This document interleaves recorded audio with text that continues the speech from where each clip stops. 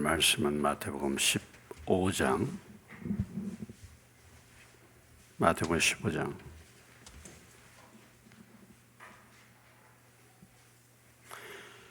29절부터 39절까지 말씀입니다. 29절부터 39절까지 말씀입니다. 교독합니다. 예수께서 거기서 떠나서 갈릴리 호숫가에 이르러 산에 올라가 거기 앉으시니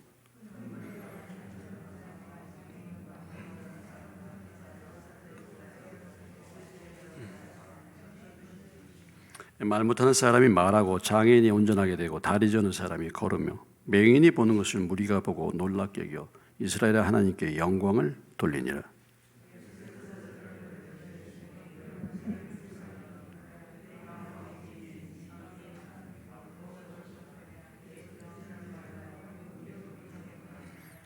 제자들이 이르되 광야에서 우리가 어디서 이런 무리가 배부를 만큼 떡을 얻으리이까?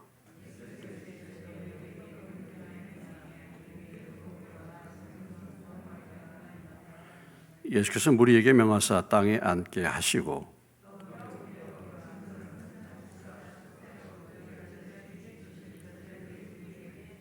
다 배불리 먹고 남은 조각을 7 광주리에 차게 거두었으며 39절 예수께서 무리를 흩어보내시고 배에 오르사 마가단 지경으로 가시니라. 아멘.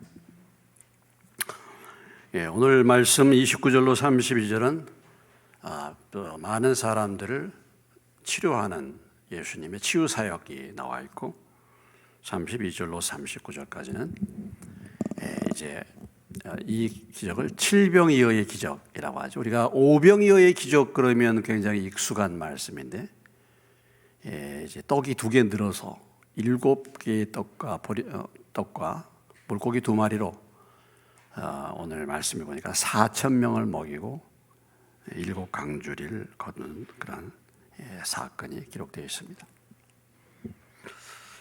오늘 이 무리를 먹이시는 이 칠병이어의 기적의 대상자들이 누구냐면 바로 29절로 31절에 예수님께 치유를 받기 위해서 찾아왔던 사람들, 은혜를 받기 위해서 찾아왔던 사람들, 그 사람들에 대해서 예수님이 자비를 베푸셔서 그들의 먹을 것을 공급하시는 그런 칠병이의 기적이 나와 있습니다.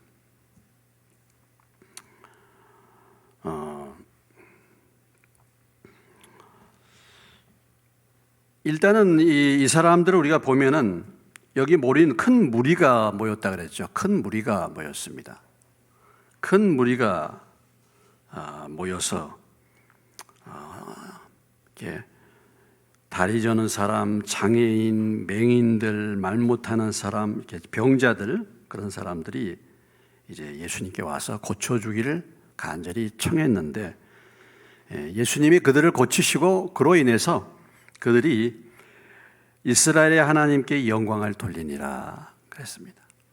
그러니까 여기 지금 모인 무리들은 이스라엘의 하나님께 영광을 돌렸다라는 이런 표현과 그 다음에 37절에 7 광주리에 차게 거두었으며 여기 광주리라는 이 표현이 오병이어의 기적에는 바구니, 12바구니가 나와 있는데 이것은 유대인들이 쓰는 그 바구니가 아닌 것입니다.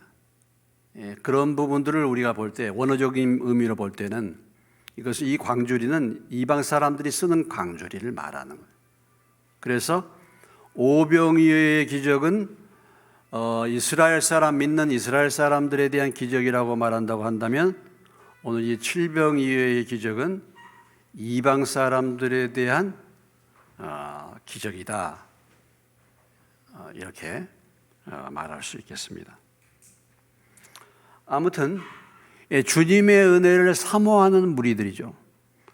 이들이 주님의 은혜를 이제 사모해서 그들이 좀 장애인이 되고 인생이 얼마나 힘들고 어렵겠습니까? 그래서 그들이 지금 은혜를 받고 치료를 받기 위해서 그들이 간절한 마음으로 지금 이제 예수님을 찾아왔는데, 오늘 그 상황을 우리가 생각해 보면 32절에 나와 함께 있은 지 이미 사흘이 되었다 그랬어요. 사흘.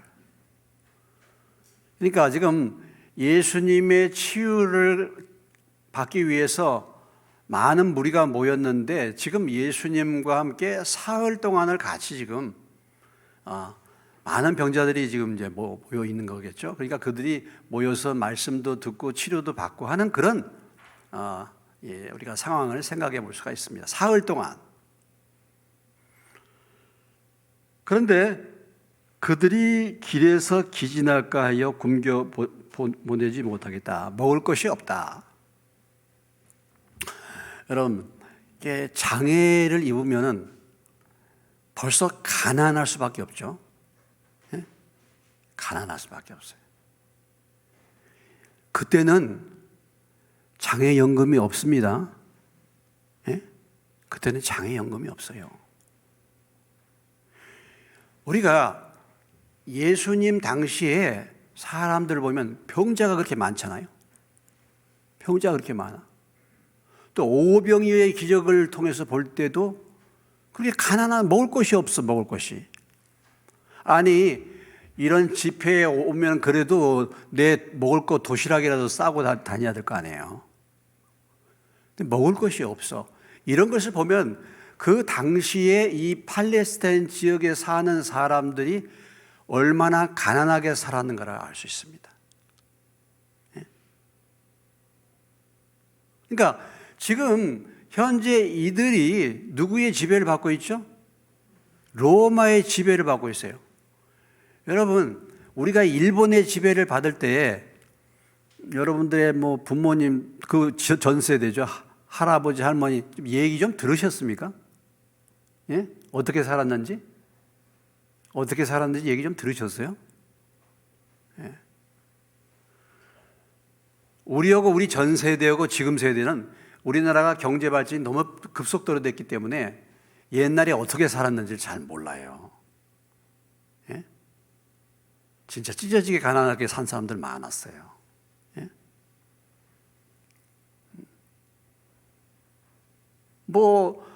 제 초등학교 때도 보면은 도시락 싸온 애가 별로 없어요. 도시락 싸온 애가. 예? 그리고 그 당시에는 아무리 부잣집이라도 펌프잖아요. 우리도 학교에 운동장 앞에 거기 교무실 앞에 펌프가 있었어. 다 펌프 먹었죠. 펌프. 펌프. 다. 이렇게. 그리고 뭡니까? 다 옥수수죽, 미국에서 원조받은 옥수수죽, 강냉이죽, 또 우유가루, 토마토 가루 이런 거. 여러분은 그런 거 안 드셨는 모양이죠? 저도 안 먹었어요.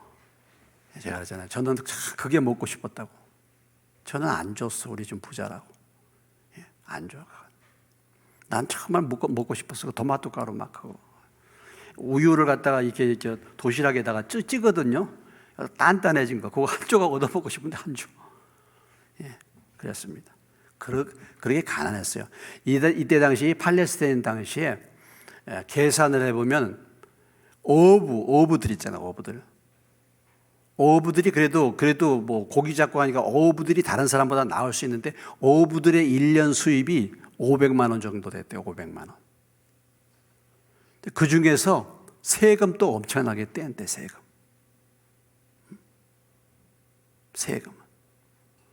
달걀 하나 값이 노동자 하루 일하는 값 그 정도 됐대요. 달걀. 그러니까 달걀을 먹을 수가 없죠. 그러니까 예수님을 따라다니는 가난한 사람들, 병든 사람들, 일반 사람들도 그냥 굶주린단 말이죠. 굶주려. 이렇게 주님을 따랐다. 그러니까 오병이어의 기적을 볼 때도 누가 뭐 먹을 것이 가져온 사람 있나 물어봤더니 결국은 그 많은 사람들 가운데서 얻어낸 것이 뭐였어요? 보리떡 5개, 물고기 2마리밖에 없었다 이거야. 참 이렇게 지배를 받고 살 때 우리 우리 어머니 세대들 일본에 다 공출 나간다 그러잖아. 쌀은 다 공출 나가. 쌀은 다 거기서 일본으로 가. 일본. 우리나라의 호남 지역의 곡창에 있는 모든 쌀을 이렇게 가지고 나가는 항구가 어디였습니까? 군산. 군산이. 그리고 목포. 이게 유명한 우리나라의 것을 수탈해가는 유명한 항구가 목포 군산입니다. 호남 평야의 모든 쌀이나 이런 것을 다 군산으로 빼돌렸죠. 그러니까 진짜 그런 말이 실감이 나요. 좀 나무 껍질 벗겨다가 이렇게 먹고, 그다음에 우리나라가 참 유명한 게 있습니다. 우리나라는 나물이 그렇게 유명해요. 우리나라 같이 나물이 많은 데가 없어. 왜 그 나물이 그렇게 많은지 아시죠? 먹을 것이 없으니까 뭐야? 가서 나물 먹었다.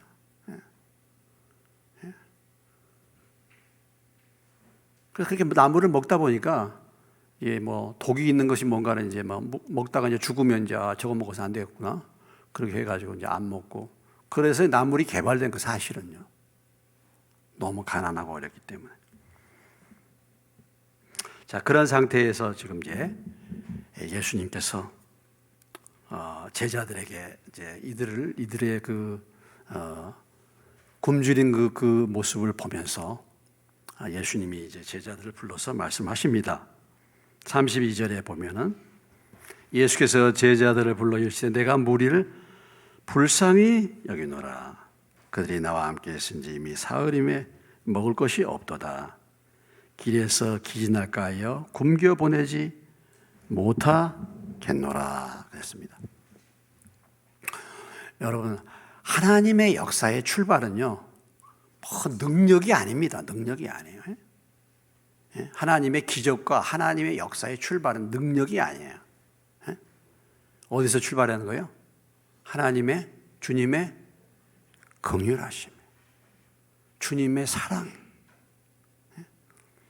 모든 기적과 능력은 사랑이에요. 사랑에서 나오는 거예요. 그러니까 능력을 행하고 기적을 행하는데 사랑이 없어. 그런 거 있죠? 그럼 뭐야? 너희가 산을 옮길 만한 믿음이 있어. 그런다 할지라도 사랑이 없으면 뭐야? 아무것도 아니다 그랬잖아요. 참, 이 출발은 사랑이야. 이게 정말 중요한 거죠. 그래서 제자들에게 그렇게 말하지 않습니까? 내가 무리를 불쌍히 여기노라. 이게 예수님의 마음이죠. 예수님의 마음. 우리가 주의 마음을 알게 해달라고 기도하고 주의 마음을 알게 해달라고. 그 주의 마음이 무엇이겠습니까? 영혼을 불쌍히 여기는 마음. 이게 주님의 마음이죠. 불쌍히 여기는 마음. 무리를 불쌍히 여기는 마음. 근데 특별히 이 사람들은 더 주님의 마음 가운데 더 불쌍히 여겨. 왜? 이들이 정말 은혜 받기 위해서, 치료받기 위해서 그들이 정말 찾아와 가지고 며칠 동안 지금 같이 있는 겁니까? 예수님과 사흘을 같이 있는 사람들인데 먹을 것이 없는 거예요. 그러니까 주님이 더욱 마음이 안타까운 것이죠.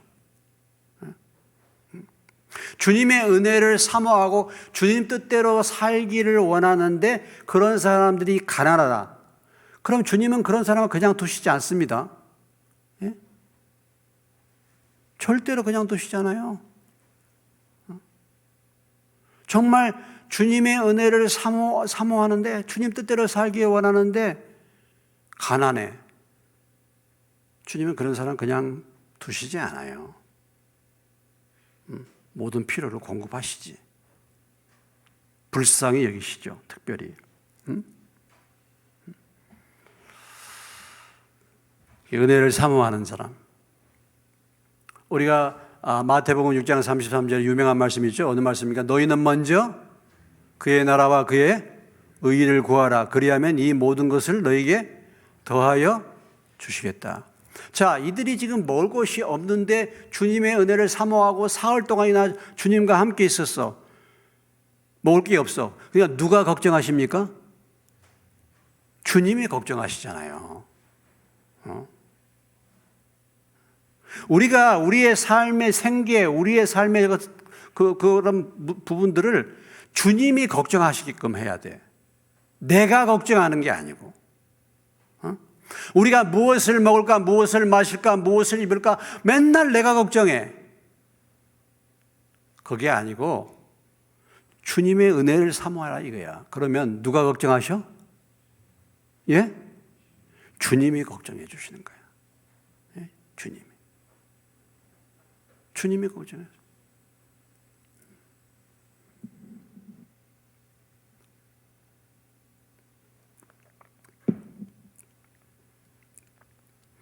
살했다고 아버가 너 먹을 거 오늘 먹고 죽을 거 그거 다 엘리야한테 바쳐라. 엘리야 먼저 줘. 엘리야. 우리 어떻게 살아? 주의 말씀 따라서 엘리야를 먼저 주니까 나머지 삶은 그 흉년의 기간 동안의 모든 필요는 하나님이 책임져 주시는 거예요.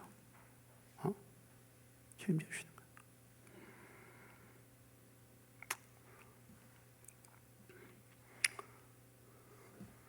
그래서 주님이 이제 그들을 불쌍히 여기시죠. 우리가 주님의 마음, 우리를 불쌍히, 이 무리를 불쌍히 여기시는 이 마음, 그 주님이 저와 여러분을 불쌍히 여기신 줄로 믿으시기 바랍니다. 우리가 주님 앞에 불쌍히 여김을 받았기 때문에 오늘 이 자리에 나온 거잖아. 이렇게 붙들려 온 거 아니겠습니까? 주님이 우리를 불쌍히 여기기 때문에 내가 오늘 이 자리에 있는 거 아니겠어요?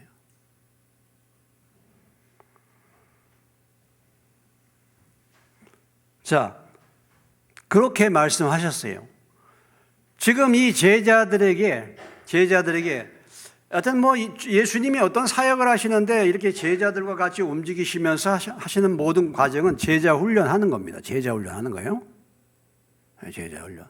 그럼 제자들이 지금 그걸 보면서 뭘 알 수 있습니까? 예수님께서는 참 저렇게 무리들을 불쌍히 여기시는구나. 이걸 배울 거 아니에요. 저렇게 불쌍히 여기는구나. 주님의 마음은 그런 거. 그러니까 제자들도 뭐예요? 무리를 볼 때 불쌍히 여기는 것을 배우는 거죠. 그러시면서 예수님이 말씀하십니다. 제자들에게 물어보잖아요. 33절 제자들이 이르러 광야에 있어 우리가 어디서 이런 무리가 배부를 만큼 떡을 얻으리까 그랬어요. 제자들을 불러가지고 제자들에게 야, 참 내가 이 무리를 불쌍히 여긴다. 나하고 지금 3일 동안 같이 있는데 먹을 것이 없어 굶어서 돌아가다가 기진할까 내가 걱정한다. 내가 참 굶겨보내지 못하겠다. 어떻게 해야 되나? 이런 말이죠. 제자들에게. 지금 예수님이 이렇게 말씀하셨어요. 그러니까 제자들이 뭐라고 답변했습니까? 광야에서 우리가 어디서 이런 무리가 배부를 만큼 떡을 얻으리까? 그랬습니다.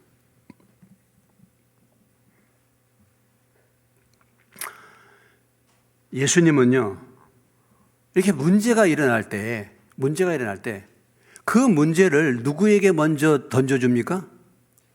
누구에게 먼저 던져줘요? 제자들에게 던져주는 거야. 제자들에게. 예수님이 이 문제를 해결할 수 얼마든지 있잖아요. 그렇죠? 근데 제자들에게 이 문제를 던져줘요. 무슨 의미입니까, 이게? 너희가 이 문제를 해결해 봐라 이런 얘기예요. 너희가 우리의 삶에 있는 모든 문제들은 주님이 우리에게 던져주신 문제예요. 너라면 이것을 어떻게 하겠느냐 하고 던져줍니다. 지금 제자들에게 지금 얘기하잖아요. 굶겨서 내가 보내지 못할 텐데 어떻게 해야 되겠느냐. 제자들의 답변이 어떻게 됐어요? 광야에 있어 우리가 어디서 이런 무리가 배부를 만큼 떡을 얻으리까 하는 거죠.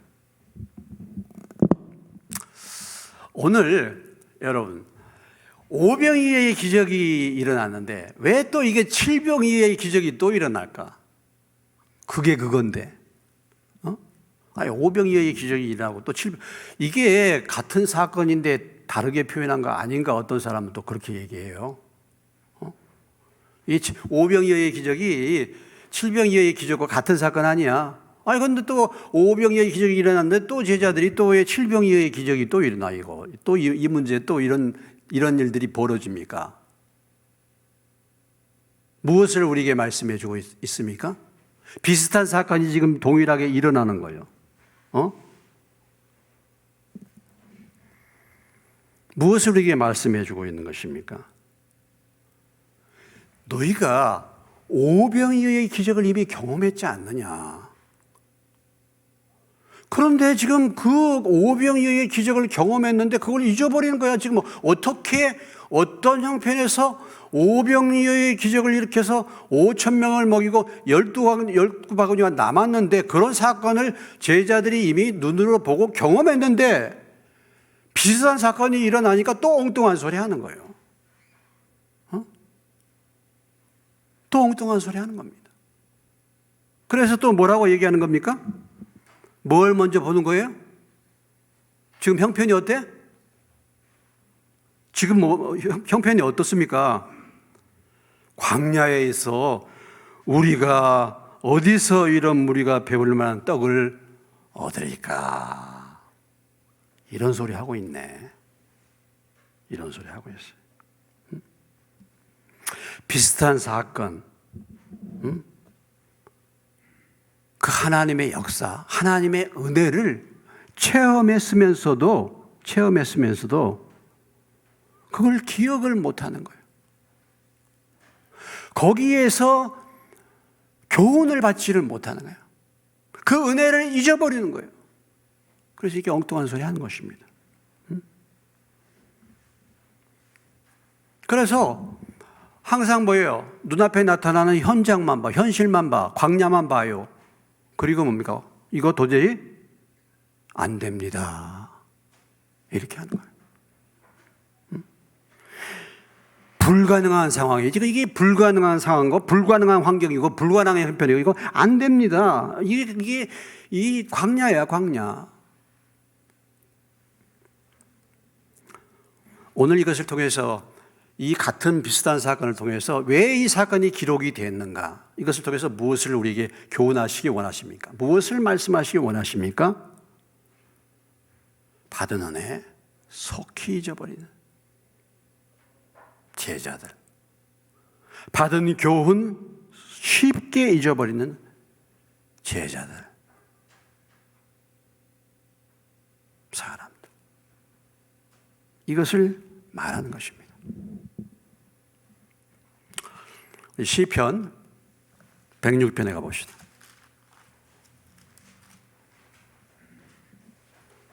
시편 구약성경 880편.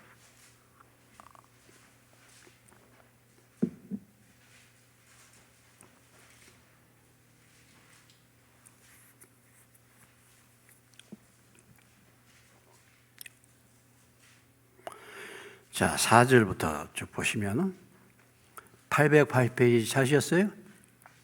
자, 제가 읽겠습니다. 주목하시기 바랍니다. 여호와여 주의 백성에게 베푸신 은혜로 나를 기억하시며 주의 구원으로 나를 돌보사 내가 주의 택하신 자가 형통함을 보고 주의 나라의 기쁨을 나누어 가지게 하사 주의 유산을 자랑하게 하소서. 우리가 우리 조상들처럼 범죄하여 사악을 행하며 악을 지었나이다. 우리의 조상들이 애굽에 있을 때에 주의 기이한 일들을 깨닫지 못하며 주의 크신 인자를 기억하지 아니하고 바다 곧 홍해에서 고역하였나이다. 그러나 여호와께서는 자기 이름을 위하여 그들을 구원하셨으니 그의 큰 권능을 많이 알게 하려 하심이로다. 이에 홍해를 끄주시니 곧 마르니 그들을 인도하여 바다 건너가기를 마치 광야를 지나감 같게 하사 그들을 미워하는 자의 손에서 구원하시며 그 원수의 손에서 구원하셨고 그들의 대적들은 물로 덮으시며 그들 중에서 하나도 살아남지 못하였도다. 이에 그들이 그의 말씀을 믿고 그를 찬양하는 노래를 불렀더라. 13절 읽습니다. 시작. 그러나 그들은 그가 행하신 일을 곧 잊어버리며 그의 가르침을 기다리지 아니하고 곧 잊어버리며 21절로 옵니다. 21절 같이 읽겠습니다. 시작. 애굽에서 큰 일을 행하신 그의 구원자 하나님을 그들이 잊었나니 잊었나니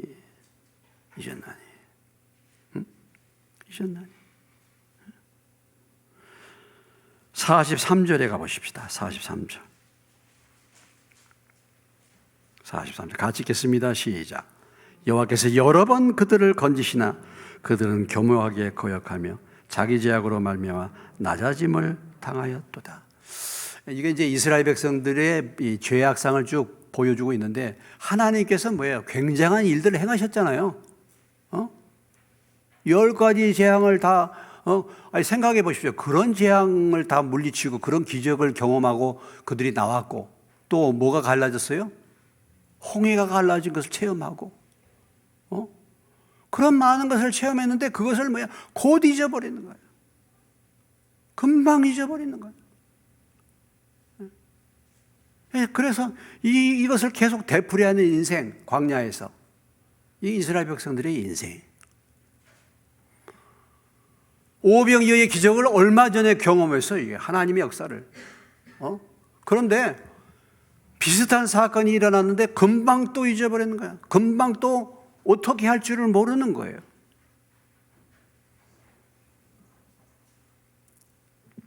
이것이 인생의 모습입니다. 이것이.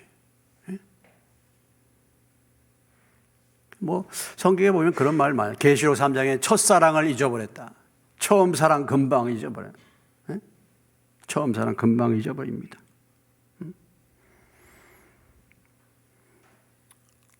참 받은 은혜도 잊어버리고 내가 한번 실패해가지고 경험한 것도 금방 잊어버려. 또 여러분 사울도 그랬잖아요.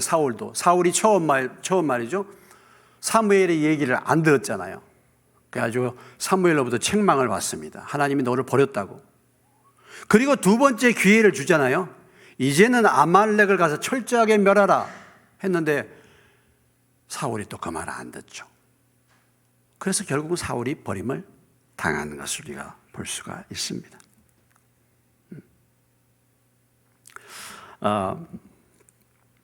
자, 역대하 19장.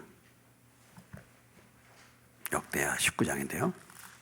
자, 제가 페이지 수를 빨리 찾아드리겠습니다. 679페이지예요. 구약입니다. 자, 역대하 19장 2절이죠. 우리가 자주 찾아봤던 말씀입니다. 19장 2절 같이 읽겠습니다. 시작. 하나니의 아들 선견자 예후가 나가서 여호사밧 왕을 맞아 이르되 왕이 악한 자를 돕고 여호와를 미워하는 자들을 사랑하는 것이 옳으니까 그러므로 여호와께로부터 진노하심이 왕에게 임하리라. 이건 무슨 사건인지 아시죠? 지금 여호사밧이 누구를 가까이 했습니까? 아합을 가까이 했어요. 그래서 죽을 고비를 넘겼죠, 지금. 그래서 도망쳐 나왔습니다. 목숨만 겨우 살아가지고. 그러니까 지금 선지자 예후가 여호사밧을 맞이해주고 지금 경고하잖아요. 내가 하나님 악한 자를 돕고 여호와를 미워하는 자를 사랑하는 것이 틀렸다 말이죠. 이것으로부터 진노가 있다. 이렇게 예언을 했어요. 예언을 했어. 자, 20장 35절로 가보시오. 20장 35절. 20장 35절. 같이 읽습니다. 시작.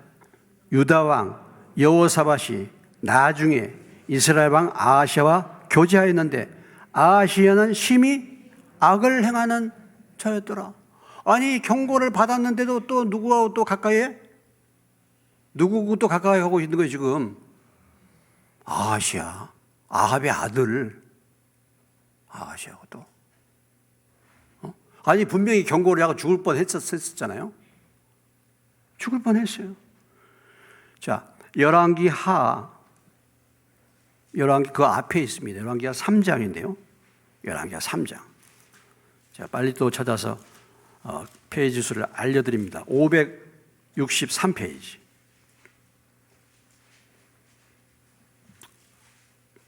563페이지요.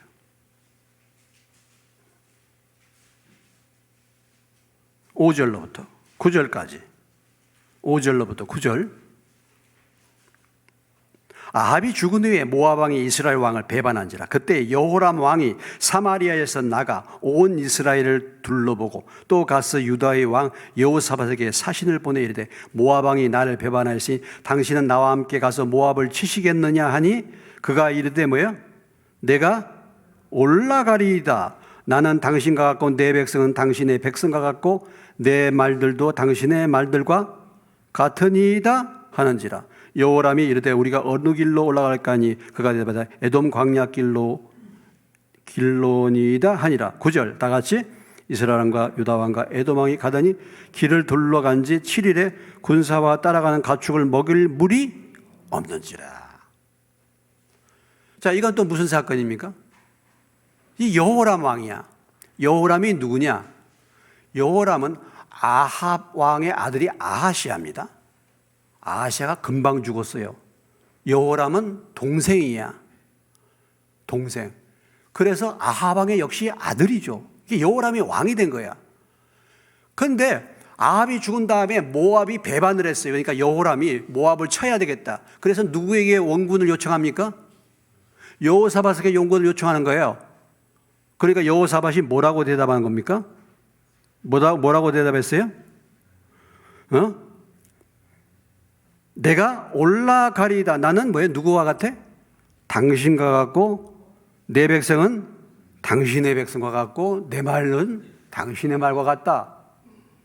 이렇게 하고 여호람을 도와서 전쟁에 나가지 않습니까? 그러다가 지금 어떤 상황이 걸렸습니까? 골짜기에 갇혀가지고 물이 없어. 죽을 지금 위기가 닥친 거예요. 여러분, 여호사밧이 어떤 사람입니까? 여호사밧이 하나님을 잘 섬긴다는 사람 아니에요? 그런데 그렇게 아합을 만나가지고 그 죽을 고비를 겪으면서 그렇게 선지자가 경고를 해도 깨닫습니까? 못 깨닫습니까? 깨달아요? 못 깨달아요? 못 깨달아. 그래가지고 또 악한 자들로 같이 하는 거야, 이게.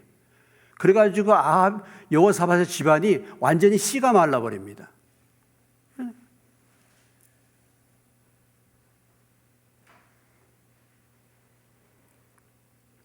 이러는 거예요. 사사시대를 여러분 보세요. 사사시대를 보면 여러 가지 온니엘과 에우, 삼갈, 드보라, 돌라, 야일, 입다와 입사, 압돈과 엘라, 이렇게 삼손까지 12사사가 있는데 이 12사사들이 말이죠. 그들의 행함이 뭐야? 하나님 떠나서 먼저 뭘 섬겨요?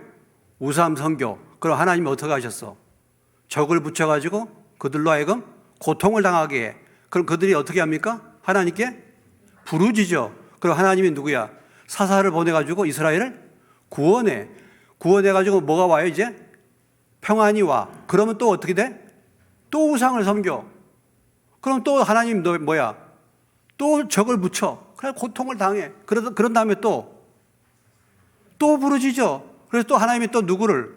또 사사를. 그래가지고 또 문제 해결해 주죠? 그러면 또 조금 평안해지죠? 그럼 또 어떻게? 또 우상을. 이걸 몇 번씩 하는 거야? 12번 하는 거야. 12사사. 이걸 보고 뭐라고 그럽니까? 죄악의 사이클을 돌아. 이게 인생이야. 인생이 이렇게 미련한 거예요, 우리가. 같은 역사, 같은 일들을 경험하면서도 또 되풀이하는 거예요. 이게 사사시대. 이게 우리 인생이에요. 인생.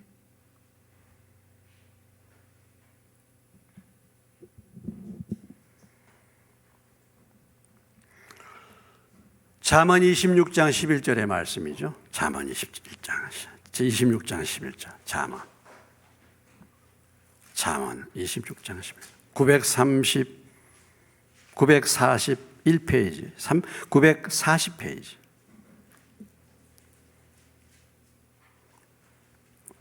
939 11절 잘 아는 말씀이죠. 26장 11절 같이 읽겠습니다. 시작. 개가 그 토한 것을 도로 먹는 것 같이 미련한 자는 그 미련한 것을 거듭 행하니라. 여러분, 나는 어떤 사람입니까? 미련한 사람이야. 미련해. 여러분, 우리 인생 삶에 같은 일을 되풀이한 적 없습니까? 예? 같은 일을요, 지금까지 되풀이하고 있어요, 또. 우리가 그래요. 받은 교훈을 깨닫지 못하고, 받은 은혜 잊어버려. 이게 인류의 역사를 보면 동일합니다. 뭐 우리가 역사 배우잖아요. 우리가 일본에게 망할 때 어떤 일이 벌어졌습니까? 임진왜란 때라든지 이럴 때 일본군이 쳐들어올 때, 왜군이 쳐들어올 때 어떤 일들이 벌어졌어요? 조정에서 무슨 싸움이 있었어요? 당파 싸움이 있었잖아. 동인 서인. 그래서 안에서 분열해가지고 서로 싸우면 어떻게 되는가? 결국은 망한다는 교훈을 역사를 통해서 배우잖아요. 그런데도 지금 어떻습니까? 맨날 싸우잖아요. 아무 소용없어요. 여러분, 공산당이 어떤 자들인지 잘 모르는 모양이에요, 요즘 세대들이. 예? 공산당이 어떤 자들인지 모르는 모양이에요, 요즘 세대들은. 푸틴을 보세요. 시진핑을 보세요. 공산당이 어떤가를 보여주잖아요. 그보다 더 독한 공산당이 북한 공산당입니다. 그들하고 뭘 그렇게 가까이 합니까? 아니, 결과가 뭐예요, 지금?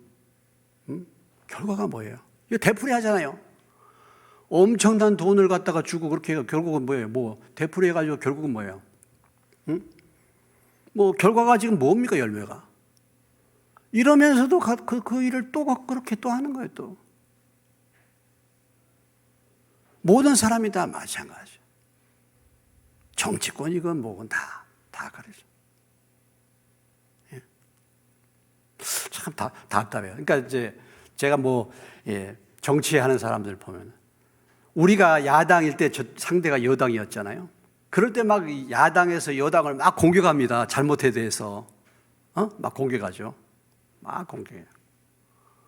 그러면 내가 이제 내가 다시 여당이 됐으면 옛날에 내가 야당했을 때 막 공격했던 그런 거, 공격받았던 거 그런 걸 안 하면 되잖아요. 그냥 간단하잖아. 그런데 내가 그 짓을 또 한다니까, 똑같이. 자, 이 되풀이하는 거. 그러니까 옛날에 이제 누가 이제 당선이 됐는데 선거법 위반 혐의로 그 사람이 떨어졌어. 이제 그 직을 잃었어, 재판해 가지고.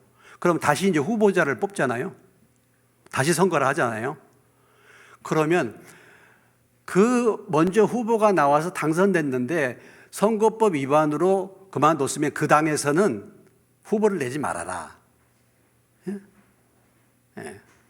후보 내지 말아라. 그래가지고 엄청나게 공격을 했단 말이죠. 그러니까 선거법 위반 혐의로 당선됐는데 떨어졌어, 그 당이. 그러면 그 당에서 후보 내지 말아야 돼. 이것을 막 야당에서 굉장히 공격했어요. 근데 이 야당이 이제 여당이 되니까 또 동일한 사건이 있으면 자기들도 후보 내지 말아야 되잖아요. 근데 내놓는 거란 말이죠. 그러니까 우리가 참 어떤 것을 이렇게 교훈을 받았어. 그런 일들을 겪었어. 그러면은 그 교훈을 받아야 되는데 우리 이렇게 미련한 거야. 참. 받은 은혜도 그렇게 잊어버리고, 받은 은혜도. 또 심지어는 내가 실수할 수도 있죠. 실수하고 잘못할 수 있어요. 얼마든지 넘어져. 그럼 그것을 우리가 교훈을 받아야 되는데 교훈을 전혀 받지 못하고 같은 일을 되풀이하는 것입니다. 오병이어의 기적을 이들이 경험한 지 얼마 안 돼. 그런데 지금 이 사건이 일어나니까 뭐라고 얘기해요? 광야에서 어떻게 이들을 먹이겠냐고 이런 소리 한단 말이죠. 제가 참 잠언을 보다가 아주 재미있는 말씀이에요. 참 재미있는 말씀. 잠언 27장 22절에 가보세요. 이게 참 22절. 재미있는 말씀이야. 그래서 내가 이런 말씀들은 이제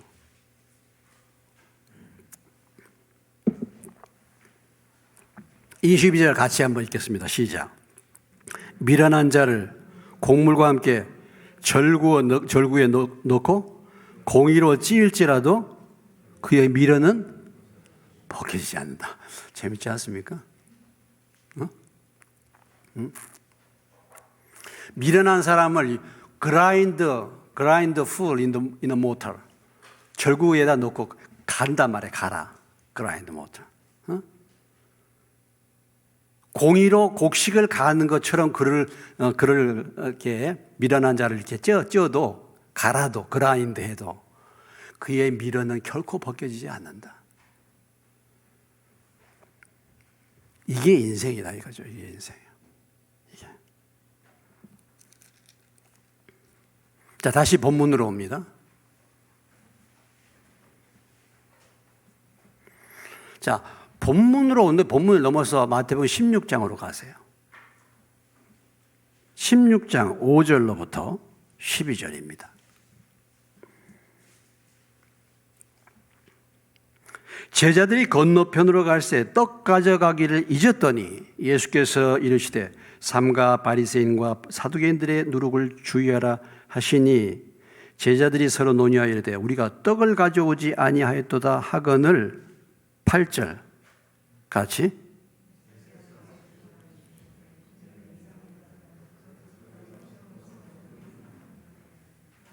너희가 아직도 깨닫지 못하느냐? 떡 5개로 5,000명을 먹이고 주운 것이 몇 바구니며 떡 7개로 4,000명을 먹이고 주운 것이 몇 광주렸는지를 기억하지 못하느냐? 어찌 내 말한 것이 떡에 관함이 아닌 줄을 깨닫지 못하느냐? 오직 바리새인과 사두개인들의 누룩을 주의하라 하시니 그제서야 제자들이 떡의 누룩이 아니요 바리새인과 사두개인들의 교훈을 삼가라고 말씀하신 줄을 깨달으니라. 서기관과 바리새인들의 누룩 떡을 주의하라 했더니 제자들이 떡 가져가기를 잊어버렸단 말이죠. 그래서 우리가 떡을 가져오지 못했다. 예수님이 뭐라고 얘기하십니까? 내가 지금 오병이어의 기적을 일으키고 이렇게 이런 기적을 일으켜서 떡을 먹였는데 내가 지금 말하는 것이 지금 그 먹는 떡을 말하는 것이 아니다. 이거. 제자들은 아직도 이것을 깨닫지 못하고 있다 이거예요. 아직도. 탄식을 하시는 것입니다. 제자들이 그랬으니 우리들은 오직 하겠습니까? 오직.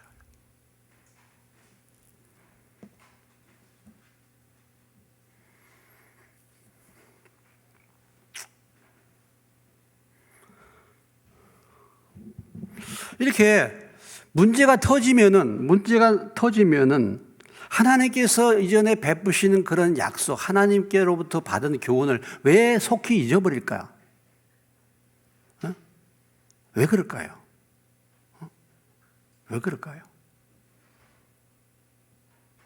원인이 무엇일까요?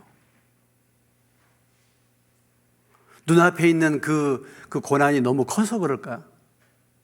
왜 그걸 잊어버릴까? 어떻게 보면 미련함이라고 볼 수도 있는데 이런 그 사례를 보여주는 게 저기가 그런 새가 있대요. 뱀잡이 수리라고 제가 이제 어느 쪽에서 보았는데 뱀잡이 수리 새인데 뱀이라든지 개구리를 기가 막히게 잡는데 공중에서 전문 사냥꾼이래. 뱀잡이 수리가. 근데 이 뱀잡이 수리는 이상한 게 뭐냐면 이제 내려와 가지고 이제 뭐 이렇게 개구리라든지 이렇게 잡았어요. 근데 그때에 만약에 주변에 있던 어떤 뭐 삭뱅이라든지 이런 것들이 그 새를 갖다 노리고 그 새를 이제 달라들면은 이 뱀잡이 수리는 도망을 간대. 어떻게 도망을 가? 걸어만 다 살려라고 도망간대. 걸어만 다 살려라고 도망간대. 그래서 대부분 다 잡혀서 죽는다는 거죠. 왜 뱀잡이 수루가 걸어만 다 살려고 도망갔는지 모른대. 뱀잡이 수리가 뭐라 그랬죠? 예? 뭐야, 뱀잡이 수리가? 짐승이에요? 뭐라 그랬어요? 새인데, 새면은 뭐야? 날아가면 되는데, 안 날아가고 도망간대. 걸어만 다 살려가고. 그래서 잡혀서 죽는데요. 우리 인생이 그런 모습이 아닌가? 아니, 날아가면 되는데, 주님을 바라보면 되는데, 주님의 역사를 의지하면 되는데, 다른 박질 하는 거야, 다른 박질. 날아가면 되는데.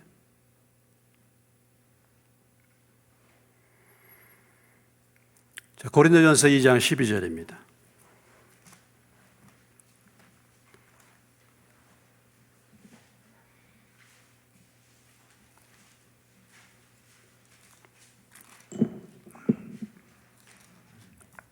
고린도전서 2장 12절 다 같이 읽겠습니다. 265페이지입니다. 시작. 우리가 세상의 영을 받지 아니하고 오직 하나님께로부터 온 영을 받았으니 이는 우리로 하여금 하나님께서 우리에게 은혜로 주신 것들을 알게 하려 하심이니라. 성령을 보내주신 목적이 뭐죠 또?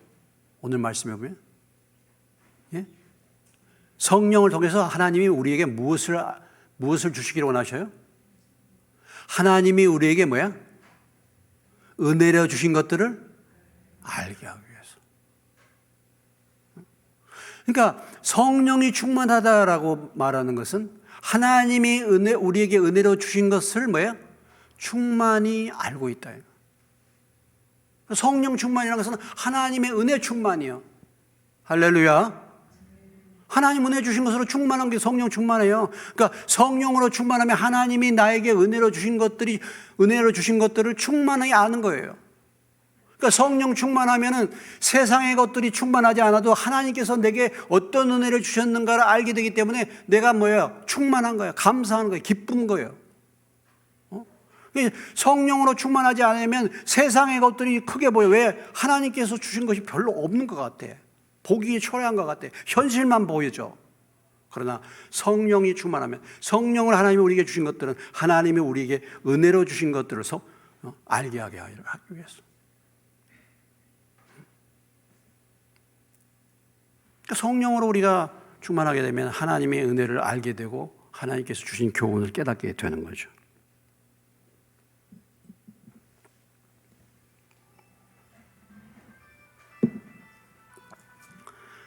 자, 오늘 이 제자들의 문제를 우리가 보면은 전혀 그 사건을 갖다가 깨닫지 못하는 그런 상태에 있는 것을 우리가 볼 수가 있습니다.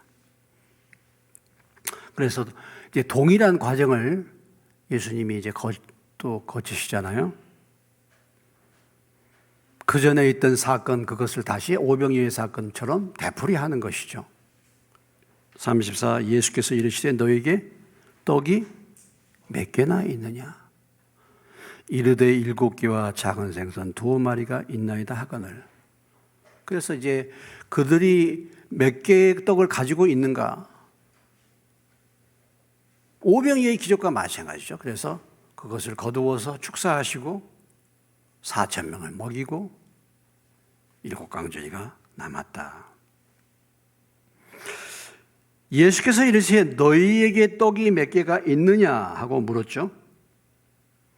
내가 가지고 있는 것이 무엇이냐 물었습니다. 상황을 보면 광야고 이 많은 사람을 먹을 만한 떡이 없어. 근데 주님은 내가 가지고 있는 것이 무엇이냐를 묻는 거예요. 그러니까 이 문제를 해결할 수 있는 키가 누구에게 달려있냐면 나에게 있는 거예요. 나에게.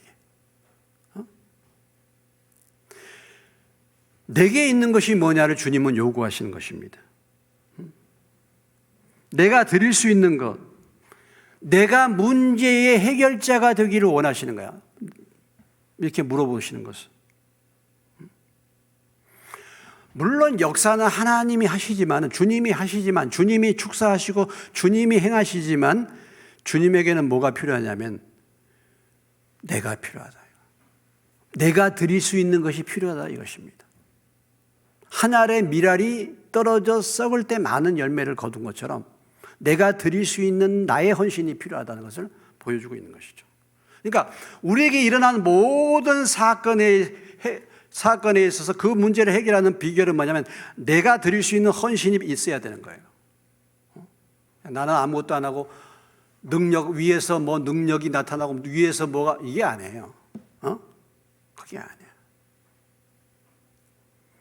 아까 제가 펌프 얘기를 했습니다. 펌프에 물을 기르려면 뭐가 필요하죠? 무슨 물이 필요해요? 마중물이 필요해요. 마중물은 적은 물이에요. 근데 그 마중물이 들어가야지 그 우물 안에 있는 그 무수한 물을 얼마든지 끌어낼 수 있는 거잖아요. 마중물이 필요한 거예요. 마중물. 주님이 요구하신 건, 제자들에게 요구하시는 것은 그거죠. 있는 게 뭐냐?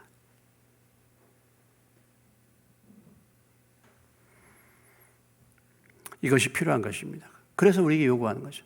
그러니까 교회에서 늘 그러잖아요. 교회에서 교회를 섬기고 봉사하는 원칙이 여기 있어요. 원칙이. 교회에서 이것도 해주고 저것도 해주고 이렇게 다 해주면 좋죠. 우리는.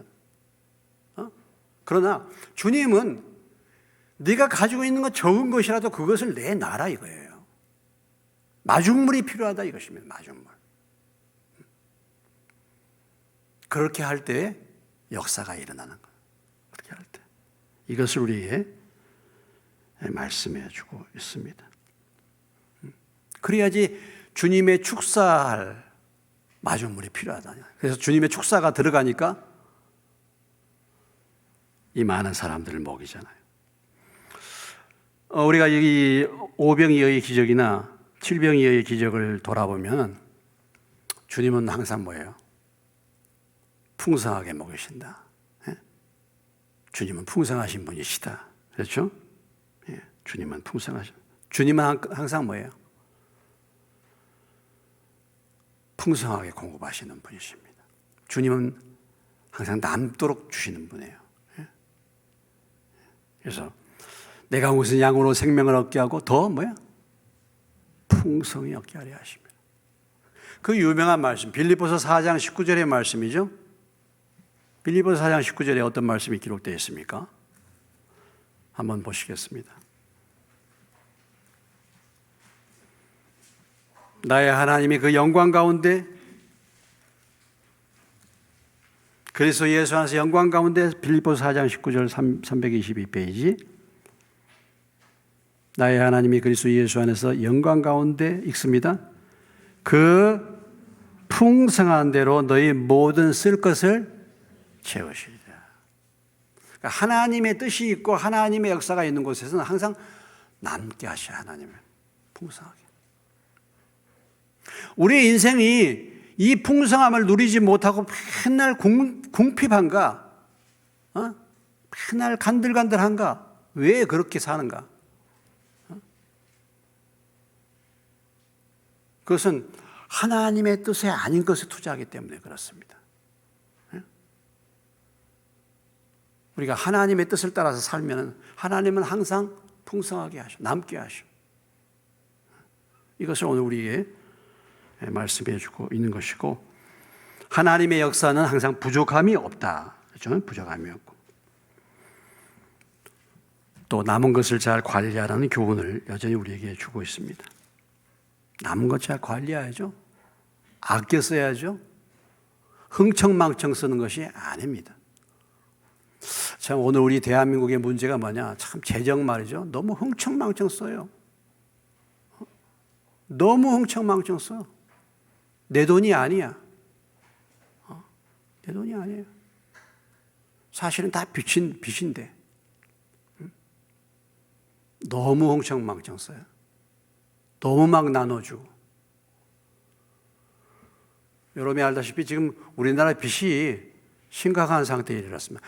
우리나라 원래 재정 원칙은요, 40%를 넘어서는 안 됐어요. 지금까지의 규칙이에요. 40%. 그러니까 부채가 내 재산의 40%를 넘기면 안 되도록 그렇게 지금까지 해왔어요. 근데 지금 50% 했죠, 50%.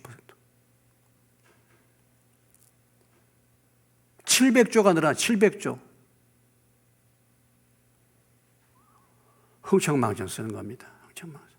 학교 보세요, 학교. 아주 돈이 넘쳐납니다. 돈이 넘쳐나요. 돈 쓰는. 여기 우리 현대 1차 아파트 들어가는데 그전에도 또 마찬가지죠. 거기 보면은 그 조그만 거기 공원도 아니야. 거기다가 화장실을 갖다 지어놔 지금. 그런데다 왜 화장실을 지는지 모르겠어요. 다 주민들 다 바로 거기인데 거기 조그만데요, 조그만데.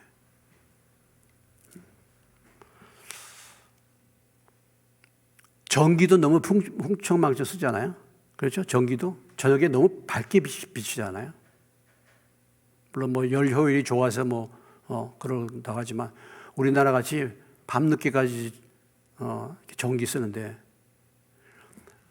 그 외국 사람들이 우리나라 와가지고 한국에 대해서 살면서 느낀 점이 뭔가 여러 가지 이제 편리한 점도 하고 그러는데 너무 밝게 산다는 거야. 유럽 저기들이 얘기하는 거 유럽. 너무 밝게 산다는 거야. 아니 이렇게 빛을 밝게 하고 밤에 말이죠. 빛을 밝게 하고 물론 비출 때는 비춰야 되겠죠. 그런데 우리나라에서 뭐가 납니까? 다 수입해가지고 하는 건데 앞으로는 가스를 수입해가지고 한다고. 여러분 지금 얼마나 값이 많이 오릅니까? 너무 흥청망청했어요.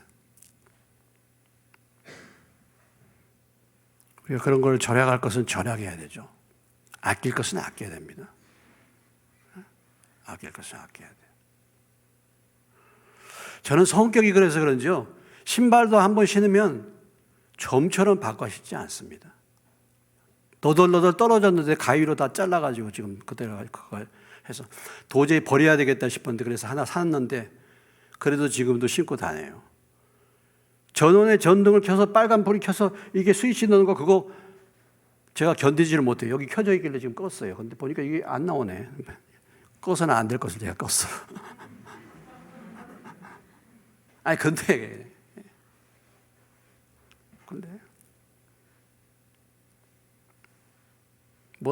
그렇게 쓴다고 해서 교회에서 저한테 뭐라고 하겠습니까?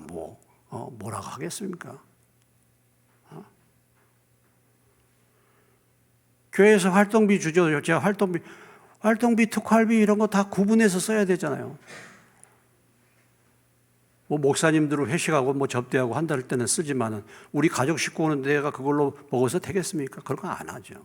그렇게 해서는 안 되죠. 아니 누가 쓴다고 뭐라고 하겠습니까? 근데 그게 아니잖아요. 우리가 내 돈이라면 그렇게 쓰겠는가? 물론 내 돈도 흥청망청 쓰는 분들이 있기는 있지만은 내 돈이라면 그렇게 쓰겠는가? 그렇게 나누어 주겠는가? 아니죠. 그러니까 예수님이 그러시잖아요. 5병이의 기적이나 7병이의 기적을 남은 것을 버리지 말라.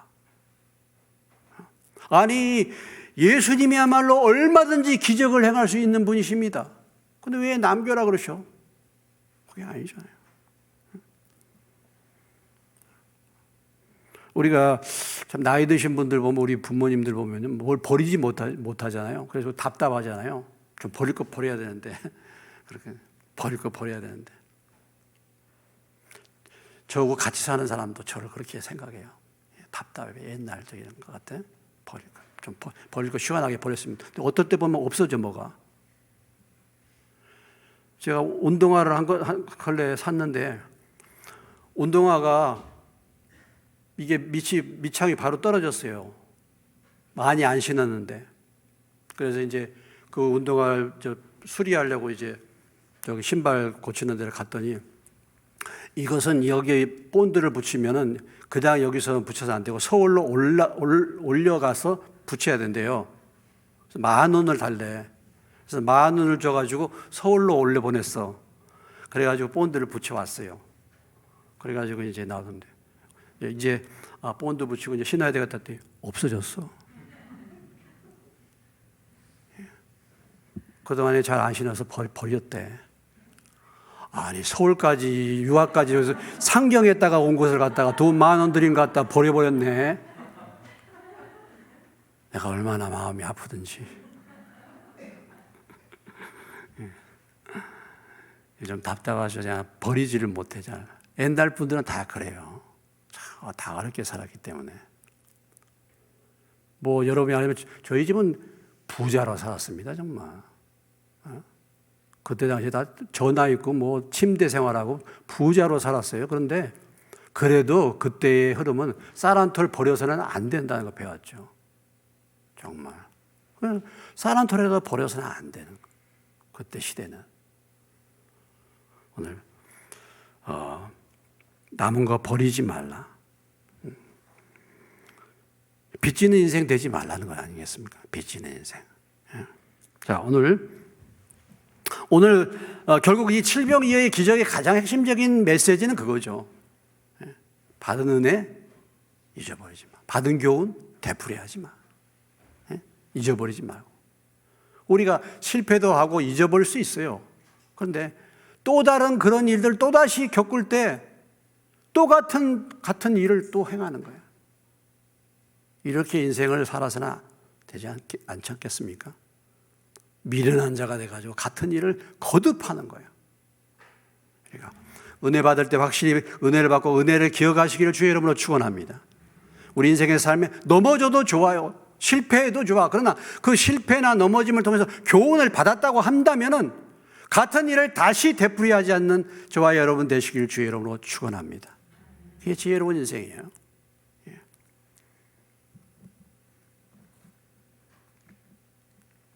찬송 드리겠습니다.